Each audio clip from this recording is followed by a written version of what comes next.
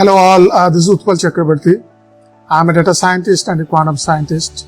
I'm also Chief Technology Officer at Intel AI and Gartner Ambassador for AI. So in this particular course or module, what we have discussed is essentially the basics of artificial intelligence, machine learning and all. We discussed some of the very basic concepts like supervised, unsupervised learning and also reinforcement learning, and few popular machine learning models and their basics. We have also discussed some of the use cases of artificial intelligence and machine learning into different domains and different industries.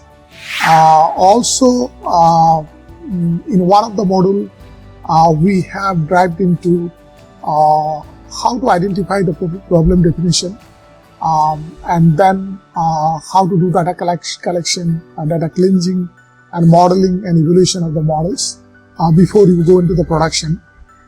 So this is for the real use case implementation in any enterprises. We also talked about the data ecosystem of an enterprise, may it be a data warehouse or a data lake. We talked about big data, the big data ecosystem, and some of the tools that are available in the big data ecosystem and how you can leverage those tools.